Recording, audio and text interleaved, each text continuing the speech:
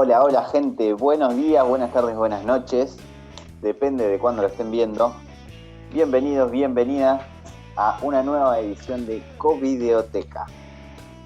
Una edición en la que desafortunadamente no tenemos a Lari, pero tenemos al señor Nachito, a nuestra imagen de lo que es la cultura, con su tecito y su biblioteca atrás. ¿Cómo va, Nachín? Acá, con ganas de saber qué nos trae nuestro gran amigo Leandro. No lo voy a presentar, te lo voy a dejar presentar a vos igual. Porque Ya lo nombraste. me gusta cómo introducís personajes en cada historia. ¿Cómo hace Leandro? Como hace Lean, que nos trae con su gran narrativa, su sabiduría y su conocimiento, esta hermosa columna. Que es ¿Cómo tuya. van tirando? ¿Cómo le Lean va? Ojeda. ¿Cómo van tirando tópicos? Ni que supieran de lo que voy a hablar. ¿Viste? Sorpresa te da la vida. ¿Cómo les va, muchachos? Acá andamos. Bárbaro, ya. En la lucha con la mejor. tecnología. En la lucha con la tecnología, wow. Sí. Acá. Qué profundo. Todo muy Dale, Black Qué Mirror. rival. Qué rival, ¿no? Tener de rival a la tecnología es como... Es como ir a jugar a La No, Paz. no te metas con ellos. No, es como ir a jugar a La Paz por final de Sudamericana o semifinal de Libertadores. Complicadísimo, Claro. chivísimo, partido chivísimo. Complicadísimo. Es la disyuntiva entre lo que inventamos y lo que cobra vida, ¿no? Exactamente. Como el contrapunto para... ¿Vieron el contrapunto para humano y computadora? El de concepto de Nos, sí. Bueno, Gran canción. muy bien representado el conflicto. Gran canción. Sí, es verdad. Bien, muchachos, volvemos a Hollywood hoy. Se me... La visa. Yeah. Oye, amigo, como 3-4 veces tuve que sacar la visa por esta columna de tanto ir a Hollywood. No la nombremos más, por favor. No, por favor, Mastercard. Nada, malísimo chiste. No, otro chivo, no. Después nos llega la factura y no tenemos cómo pagar No. por el chivo. Bien, ¿se acuerdan? Allá hace un tiempito ya, la primera vez que hablamos de Hollywood, que hablamos de el nuevo cine americano y de cómo toda esa camada de muchachos que había sido irrumpida por la televisión, la crisis del petróleo, el cambio cultural, el surgimiento del hipismo, la guerra de Vietnam, todo ese quilombo de cosas había derrumbado de alguna forma la narrativa clásica o los métodos más clásicos de Hollywood de hacer cine. Uh-huh. Y habían irrumpido con otras formas, con otras cosas, con otras problemáticas, otras temáticas. Estaba buenísimo, digo. Y me parece que para que podamos seguir hablando libremente de estos temas, está bueno que entendamos qué se rompió, digamos. O sea, porque para que haya un nuevo cine americano, tiene que haber un cine americano. Y para que haya una narrativa que rompe o que cambia, digamos, tiene que una estructura que se rompe, como quien dice, tiene que haber una estructura que en algún momento funcionó, digamos. Y que es tan poderosa que hasta desde su disrupción, hasta desde su rotura, va a seguir operando, digamos, porque es la estructura que se toma para, por ejemplo, hacer, no sé, cine de vanguardia o cine de autor, o un montón de cosas, digamos. Porque, digamos, estoy rompiendo una estructura, pero me sigo parando arriba de esa estructura para romperla. Claro. ¿Entendés? Ese poder casi imantado, magnético que tiene esto de lo que vamos a hablar hoy, que es la narrativa clásica y el Hollywood, el cine clásico americano, tiene ese peso, digamos, incluso el peso cultural de un montón de películas que seguramente no vimos, pero que vimos, que están tan cimentadas en la cultura popular que ya hemos visto 702.000 parodias, 700.000 cosas que hacen lo mismo y que inconscientemente ya vimos nosotros, están adentro nuestro, no sé cómo, es como la canción de Psicosis. Claro. Viste que no todo el mundo Nunca vio vimos, Psicosis, pero ese leitmotiv de la amenaza está, y no sabés cómo se traspasa, ¿viste? Y hasta me animo a decir que la escena del cuchillo en la ducha también es una escena tan replicada en varias cosas, ya sea de hemos visto en más parodias que en la película misma. Exactamente, pero sabemos de qué se trata. Exactamente, es como lo que decía recién, lo viste sin verte, Sí. que es muy loco. Bueno, ¿se acuerdan que esto había empezado allá cuando a principios del siglo XX la gente, los productores, la gente que hacía cine con toda esta nueva industria que había salido, como revolución tecnológica, todo eso que había pasado, que empieza a ir al oeste de Estados Unidos, escapándose del muchachito Edison, que con el kinetoscopio que había inventado, como que era muy duro con las patentes y todo lo que estaba usando, y bueno, ¿sabes qué? Vamos, no, busquemos otra forma de hacer cine. Bueno, se van a Hollywood, al oeste, todo esto que ya hablamos en la primera columna. Y bueno, cuando sale la película, El surgimiento de una nación, El nacimiento de una nación, como que de alguna forma queda sentada la base de la estructura clásica, de las técnicas más efectivas o más naturalizadas para hacer cine, para contar una historia. Porque imaginemos, ¿no?, que al fin y al cabo, cuando el cine empieza a adoptar su lenguaje, su forma de hacer cine y se funda como una forma de contar, gana una particularidad quizás con el resto de las artes, que adopta un lenguaje que es muy parecido a la realidad, y no es la realidad, ¿entendés? Entonces hagan este ejercicio, piensen cómo en algún momento nosotros estamos viendo adelante de una pantalla a un tipo, a una mujer, a una persona, a un actor, una actriz, que está actuando una situación con 200 técnicos atrás, una cámara, un montaje y una escenografía y conversaciones que muchas veces ni siquiera fueron grabadas en el mismo momento. Sí. En un momento nosotros entramos a eso. Y para nosotros eso deja de ser una película y empieza a ser la realidad, porque adopta ese lenguaje. Habla un idioma muy parecido, que no es la realidad, lo usa y lo manipula. Y eso es muy poderoso. ¿Y cómo logra el cine eso, digamos, no? Y esto que empieza con el nacimiento de una nación y se va cimentando con el paso de los años, Hollywood lo adopta. ¿Entendés? Como nosotros estamos adoptando esta narrativa clásica, bueno, empecemos a mirar para todos lados, para todas las artes, ¿entendés? Y como que surge una derivación. Bien, partamos de la base. El cine que usa, esto que decíamos, ¿no?, de el montaje invisible, como que todo el tiempo lo que tratamos de hacer es para que no se note lo que hacemos, de alguna forma, ¿no? Claro, sí. El corte no se nota, el corte de la cámara, pegar planos, que las estructuras, los cambios, que todo suene, que todo sea natural y se parezca a la realidad. Es el lenguaje que nosotros usamos, pero lo usamos de otra forma, porque no es la realidad. Claro, entonces todo tipo en un plano continuo, si se quiere decir. Y la elipsis, la elipsis es cuando te vas a dormir. O sea, todas esas cosas, introducir los sueños, todo eso con naturalidad. ¿Y cómo lo haces? Y uno asocia ciertas técnicas, ciertos vídeos de pantalla, ciertos lenguajes, que nosotros ahora en este momento ya los tenemos adentro, pero cuando empezó hay tipos que se dieron cuenta cómo lo podían hacer y funcionaba, y eso es remil valioso, porque imagínate hacer todo eso sin tener nada, agarrándote del aire, o probando, intentando. Siendo original, vanguardista. Claro, cuando montar no era sentarse enfrente de una computadora, abrir el Premiere o el Sony Vegas, cortar un planito y pegarlo, cuando había que cortar, cuando las cámaras pesaban un montón, digamos, otra época totalmente distinta a lo que nosotros estamos acostumbrados. Entonces, esta narrativa clásica que agarra la estructura de 3 actos, que venía ya explotando también la literatura, ¿no?, de introducción, nudo y desenlace, una presentación de personajes, un conflicto y un conflicto que se resuelve. Básicamente puede haber varianzas, puede cambiar un montón, puede ir variando esto, pero lo que se sigue es esto. Entonces Hollywood agarra el lenguaje cinematográfico que se funda con el nacimiento de una nación y se va consolidando con el paso de los años. Dicen, bueno, esto funciona, usémoslo, y la estructura de 3 actos, y contemos historias con esto. Imagínense que cuando se abre el abanico hay un montón de cosas por contar, hay un montón de cosas por hacer.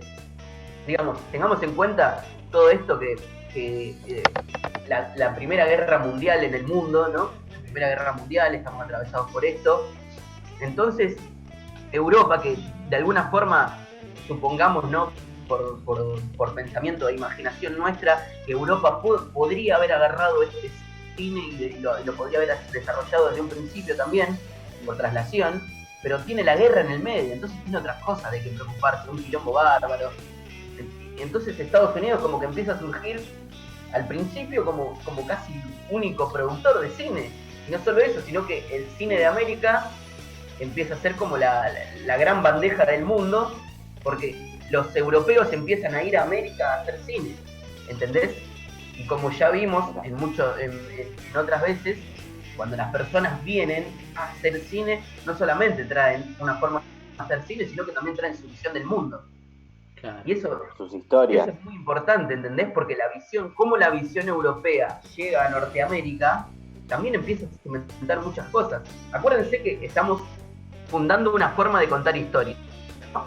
Este lenguaje es nuevo y que la visión del mundo también es una especie de híbrido entre la idea norteamericana de lo que significa la industria de Hollywood, que al principio es una industria muy distinta a lo que estamos acostumbrados hoy, donde el tema de los salarios, el tema de los colaborales, todo era una cosa muy distinta, casi atípica en ese momento, ¿no?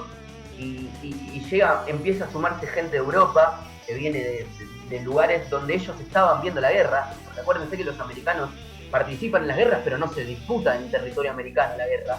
No. Y eso también cambia mucho de la visión. Entonces aparece esta forma de narrativa que lo primero que hace es adoptar la idea de género de la literatura. Porque acuérdense que muchas de las formas de construir historias están basadas en eso. Entonces, ¿se acuerdan cuando hablábamos la otra vuelta hablamos de cómo el cine argentino, hace muchos años después, ¿no? Pero como al principio las películas eran comedias y musicales. Bueno, a Estados Unidos en un principio le pasa lo mismo. Cuando se cimenta la industria y se empieza a desarrollar, la mayoría de las películas empiezan a ser como esa idea de para toda la familia, ¿entendés? O sea, lo que cuesta poner una película en el cine y vamos a hacer que la vea todo el mundo. Claro, para que todos paguen. Rosa, exactamente. Pero a medida que la industria se desarrolla, empieza a aparecer esta cosa estilística y de género, donde uno separa, todo el mundo se para sobre la estructura que ya saben que funciona, de montaje, de estilo, pero a la vez cada uno le va dando su visión, ¿entendés? Porque entra a jugar el tema del guión, de la historia, de cómo se cuenta, cómo se construyen los personajes, y ahí aparece esta visión de los europeos que vienen a Europa, de los europeos que vienen a América, perdón, que traen un montón de cosas que para el americano como que eran más ajenas, ¿no? En la literatura también ya se venían viendo desde épocas anteriores. Entonces, ¿qué hace el cine? Si se fijan ustedes los géneros cinematográficos que conocemos hoy en día porque se han mantenido, ¿no? Que son, por ejemplo, comedia, policial, biográfico, musical, no sé, ciencia ficción, y todo eso ya de alguna forma se hereda o se traslada de la literatura, ¿no? Pero hay un solo género que es exclusivo del cine. Y que no solo es exclusivo del cine, sino que es exclusivo del cine americano. No sé si lo pueden adivinar, pero es el western. Ya. El western no existía como tal en la literatura. Puede haber esas temáticas, pero es exclusivo. Porque fíjense que estamos hablando de la ocupación del oeste en Estados Unidos. Claro, es un momento histórico solamente de ese país. Exactamente. O sea, y ahí entra en juego lo que decíamos de Hollywood, de esas tierras así, bueno, esos valles, esos lugares de amplios atardeceres, de colores, todo eso se prestaba mucho porque todos los estudios estaban ahí, era cerca para ir a filmar, y todas esas historias estaban muy resididas en la cultura popular americana y estaban muy cimentadas. Y piensen que en una industria naciente que recién se empieza a llevar, es un género que les da mucho rédito y empiezan a aparecer tipos que son expertos en esto. Por ejemplo, John Ford es uno de los directores más reconocidos en toda la historia del cine, ¿no? Y era un tipo que era especialista en western. El chabón decía, yo soy John Ford y hago western. Claro. No me rompa la bola con otra cosa, ¿entendés? Es como... Yo hago western. Es como Schiavi era central y no lo saque de ser central. O sea, el chabón cumplía en ese rol, sabía que cumplía y que no quería que lo pongan de 5 ni nada. Claro. Porque hay que futbolizar todos los ejemplos, muchachos. Exactamente. Yo iba a ir por al que siempre le damos, que es a Darín, que siempre hace un personaje. Claro. Bueno, entonces, imagínense que aparece este género, el western, ¿no? Como los americanos contando su propia historia a través de una industria que ellos mismos están inventando y están desarrollando como nadie lo está haciendo en el mundo. Y hay un auge increíble, ¿no? Digo, y John Ford es por nombrar como al dios santificado Claro, y al maestro del western. Claro. Hay uno de los uno. Uno de los tantos que había, no, pero quizás es el que más ha trascendido por las películas, digamos, no sé, A la hora señalada, no sé, bueno, por su asociación con John Wayne. John Wayne lo han escuchado nombrar, es como, Sí. ¿qué te haces el pistolero que sos John Wayne? ¿Entendés? Tal cual. Entonces, O sea, Río como Grande, La el Diligencia, ícono. Más corazón que odio, esas películas que tenemos asociadas o esos títulos, que muchas veces hemos visto. Yo sé que es un ejercicio muy difícil sentarse a ver películas tan viejas a veces, ¿no? Sí, Porque los parámetros que nosotros tenemos y entre los que estamos criados tiene estándares técnicos muy altos, digamos. Nosotros ya nacimos donde con las películas hacen lo que quieren, ¿entendés? Claro, quiero mi explosión. Exactamente, y Nah. es muy difícil sentarse a ver cuándo explota algo, cuándo... sí, y aparte, no, mirá ese efecto, es re mentiroso, ¿no? Mirá qué mal que hicieron Bueno, eso. Claro, viste que te salta como se te cae en un momento se te cae la cosa. Pero Sí. en ese momento no Claro, estaba la gente bajó una película de su estreno para que la hagan mejor. O sea, Sony la bajaron del día de su estreno porque Sí, Sonic, el erizo. Sony, el erizo, Sí. estaba muy mal, o sea, no llegaba a parecerse siquiera al juego. Entonces la gente lo bardeó, que llegó a posponerse su estreno. O sea, hasta ese nivel de exigencia tiene la gente. Sí, totalmente. Claro, Ya te sí, comienza a ver algo viejo.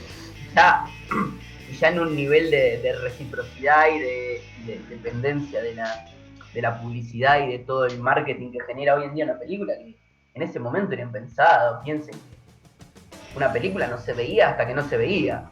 O sea, ¿qué se puede pensar? No sé, se hablaba del diario, el hecho de ir al cine, digamos. O sea, Los trailers, ha habido Los trailers películas venían en el diario. en la historia, digamos, claro. que significan más que lo que son como propia película, digamos. Yo les marqué tres pelis que cumplen esta característica de las vimos sin verlas, ya más allá de que por ahí posiblemente las hayan visto.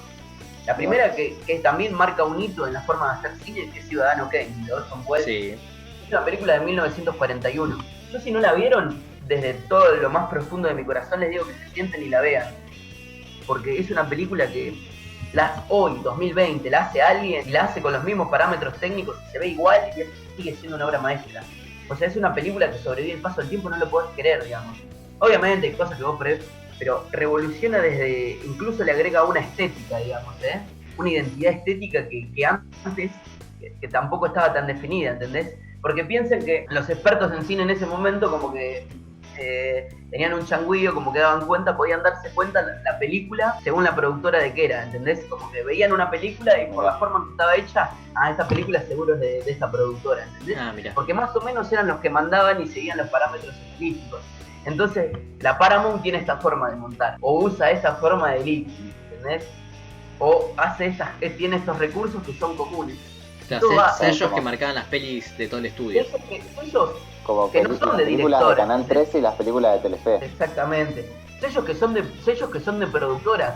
Claro. Que son de cadena de montaje, de forma de trabajo, de forma de hacer, ¿entendés? Como vos hoy Fordismo puro ahí. Todos salen iguales. Claro, bueno, como vos hoy reconoces una birra por la etiqueta, ¿entendés? En ese momento el cine funcionaba de una forma parecida, porque agarra parámetros industriales, del Fordismo, de esa cosa de montaje industrial.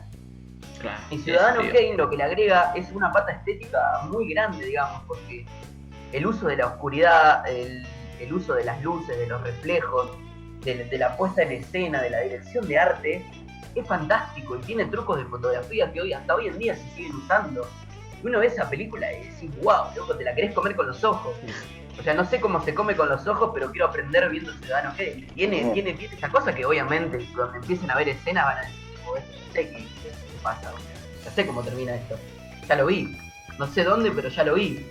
Claro, pero son recursos que se usan hasta hoy y por eso sabemos que existen esos recursos. Exactamente. Es esa explotación gigante que nosotros decíamos. Agarró el mote de normalidad. Claro. Y eso no se va nunca, o lleva mucho tiempo que se vaya. Por ejemplo, otra película, Qué bello es vivir, de Frank Capra, 1946. ¿Y en alguna no te suena? Ponele. No, esa te la debo. Ahora, si yo te cuento, yo te digo que es la historia de un tipo que atormentado por su vida o muy enmarañado en una oscuridad, lo visitan 3 fantasmas. Sí. Y Claro. el fantasma de las navidades pasadas. ¿Cuánto de Navidad? Los Simpsons lo hacen. En Simpsons lo dicen. 1946, Qué bello es vivir, Frank Capra. Película hermosa. Te Hay agarra el una que corazón. hace Matthew McConaughey. que es sobre su ex. El chabón es la misma Bueno. historia, pero Sí. el chabón es Con muy mujeriego y lo Matthew visitan McConaughey. 3 ex. Con Matthew McConaughey y Michael Douglas. Sí. Los fantasmas de mi ex. Bueno, es la misma historia que aparece en Los Simpsons, aparece en un montón de lados. Nosotros la vimos en dibujitos cuando éramos chicos también. Yo me acuerdo que en el especial de Navidad de Cartoon Network siempre la pasaban. Hasta el Pato Donald creo que le hizo. Claro, sí, y es esa cosa que queda. Por ejemplo, no sé, Casablanca también. ¿Cuántas Casablanca. parodias vimos de Casablanca? La vimos sin verla ya Casablanca. Tócala de nuevo, Sam. Sí. Incluso cosas que se deforman, que no dice tócala de nuevo, Sam. Que en esa película no había una guerra, ya se lo advertimos. Y se lo sacan cuando están viendo Casablanca para Claro, ancianos. bueno, ahí tenés el sello de la guerra también, ¿no? Claro, es verdad. Y estas 3 películas entendidas, no sé si como hitos, pero como para entender el peso de la narrativa, cómo se hereda y cómo se va reformulando, y hasta el día de hoy lo seguimos viendo. Esto se va a agarrar como una estructura que se sabe que funciona y que a medida que pasan los tiempos, unos la van a agarrar, la van a deformar, otros la van a deformar hasta dejarla casi irreconocible, y en estos tiempos muchos la agarran de vuelta, como que se vuelve a hacer el cine, no, está esto. Y Claro. directores que agarran esa premisa de la dirección invisible. Y hay formas de hacerlo y hay formas de notarse. Hasta ese momento no había otra opción. Yo, como para cerrar, ¿no?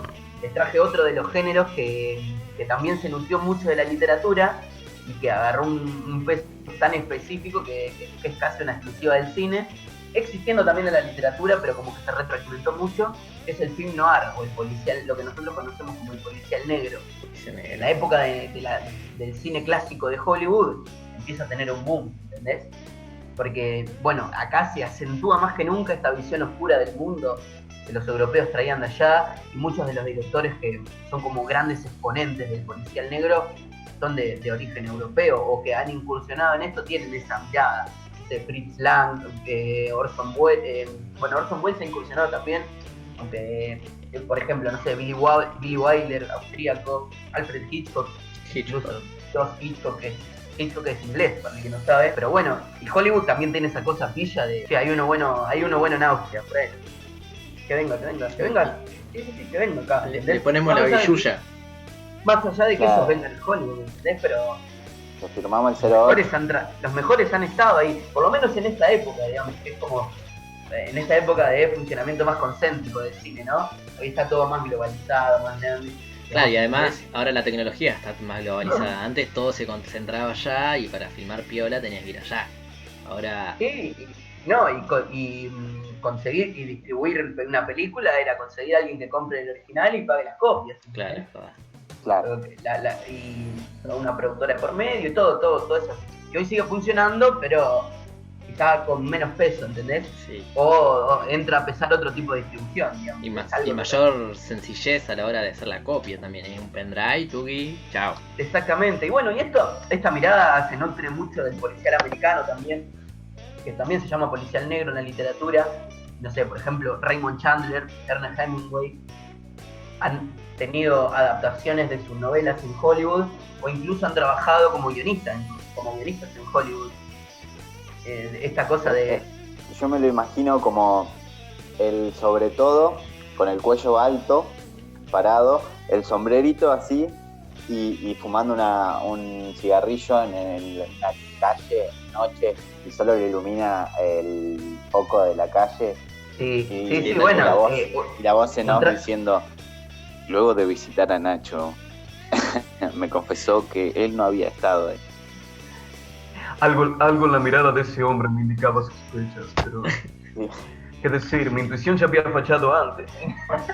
Claro, sí, tal cual. Sí, tal cual. Bueno, la voz en off es un recurso muy, muy típico también del film noir. De hecho, si quieren, está bueno para hacer el ejercicio de entender cómo funciona un género, mirar parodias. Sí, es verdad. Las parodias agarran todo lo típico de algo y lo sobreexplotan. Y bueno, entender un poco eso está bien. Y uno ve parodias de cine negro y como que revientan eso.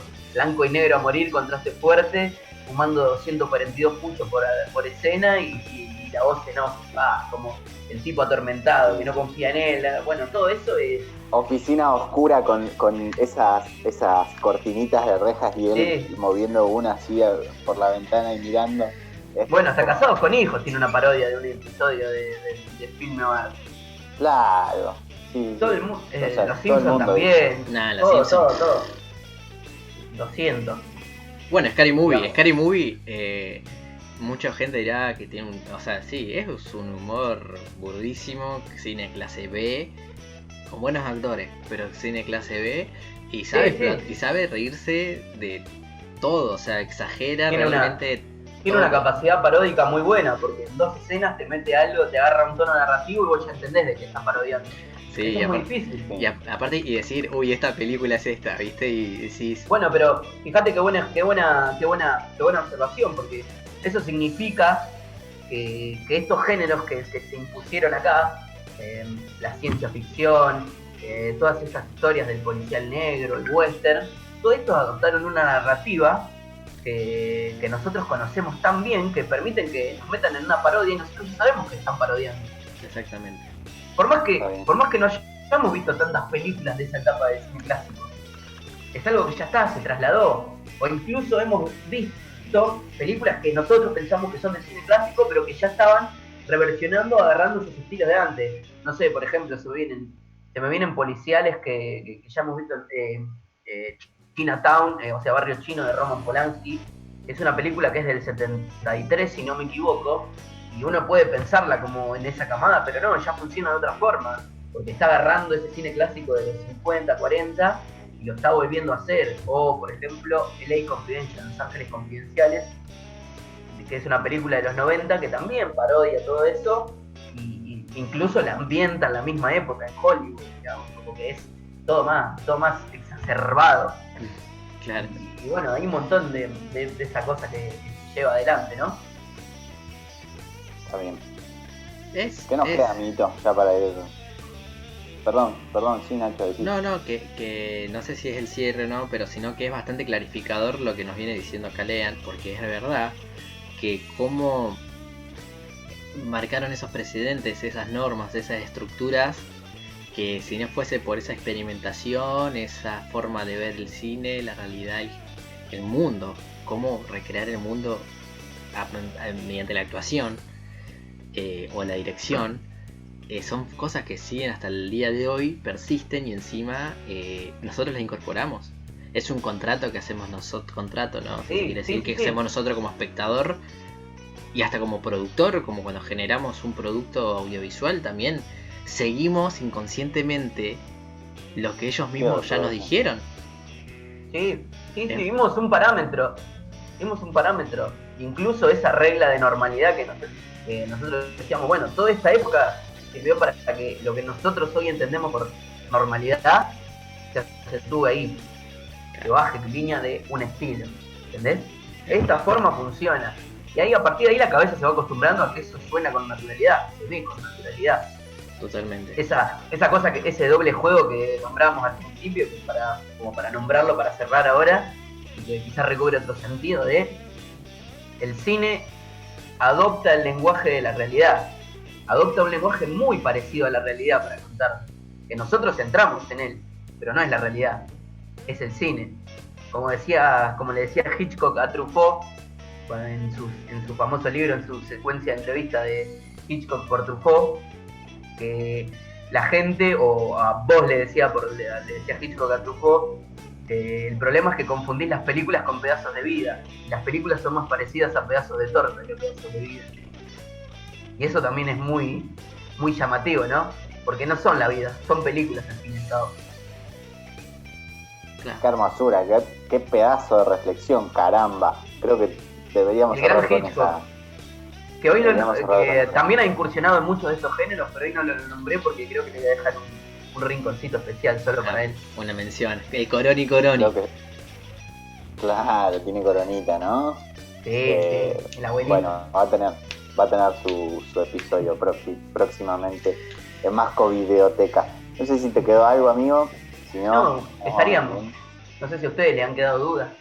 A mí me encanta siempre que vengas, que estés y nada, hoy fue zarpado. De hecho, podríamos quedarnos hablando 3 horas del tema. 27 horas. Muy Sí, interesante. 27 horas. Ya, haríamos un vivo de 27 horas, pero bueno, no se puede. Vamos a ver cómo queda en la edición. Por supuesto, muy contentos contigo. Siempre una narrativa muy clara y la verdad que nos encanta hablar contigo, amigo. Nosotros los despedimos y nos vemos en la próxima Covideoteca para charlar y seguir hablando sobre el cine y las series, que es un mundo que al señor Leandro Ojeda le encanta. Nos vemos, gente. Hasta la próxima. People.